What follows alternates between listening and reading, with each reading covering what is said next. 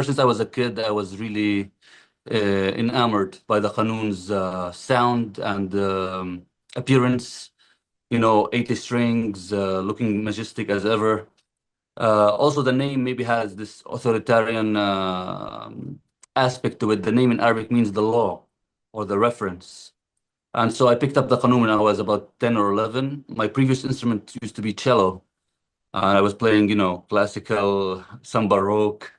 And when I picked up the qanun, it was a pivotal moment in my life and career because I was finally able to produce that sound of my environment, the microtonal sound, the maqam sound. And then I just felt that there was this expressive extension. I was able to be much more expressive with the qanun as opposed to other instruments.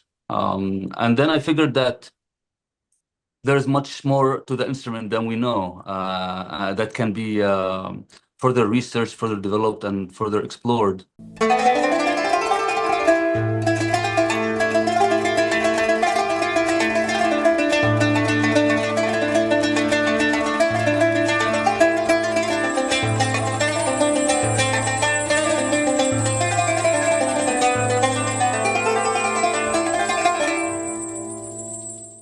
I went to the conservatory back home in Palestine, studying, the Arabic music, Near Eastern music, the maqam theory, which is the Arabic scale system, and playing repertoire from Egypt, the Levant area, Lebanon, Palestine, Iraq, as well as Turkish selections because of this Ottoman lineage that we have as well. So this was my musical background, in addition to the cello that I mentioned earlier. And so when I graduated from high school and the conservatory, I felt deeply rooted and confident enough with my own vocabulary, maqam-wise. And I figured that I want to, explore other realms of music. And that's when the idea of studying jazz happened at Berkeley.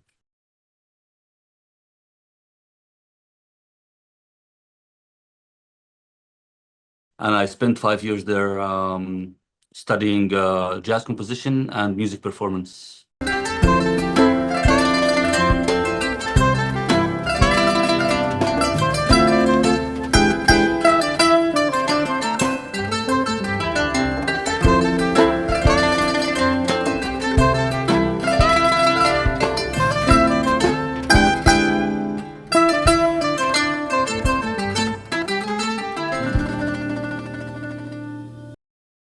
A musician's identity is a accumulation of what we listen to on a daily basis.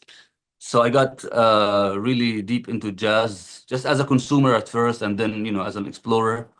And then when we started digging deep into the orchestration aspect, the arranging aspects, the voicing techniques, stuff like that, it was also manifested in my overall musicianship and my vocabulary as a player, not only as a composer arranger. So suddenly on the qanun, because I have, I can do some voicings, I'm starting to do these tensions and sharp nines and clusters and open voicings and drop two voicings and all of these advanced techniques of horn writing. Suddenly on the qanun, it sounded so fresh. And I feel like it elevated my musicianship, or not necessarily just elevated, also it colored it with what I had from before. But I felt also that having that kind of deep-rooted tradition as the maqam and being so fluent with it gave me a tool, a device to make an analogy with. It was easier for me to understand other aspects of music when I had something to compare with. Otherwise, I think I would have easily got lost if I didn't have that kind of root, I would say.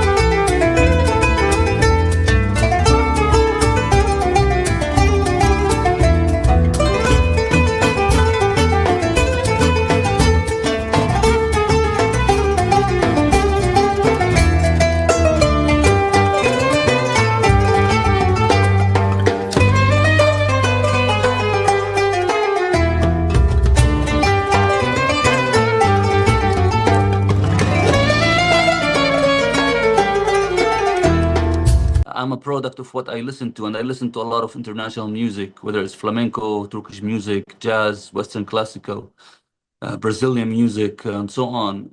So that was manifested in my works.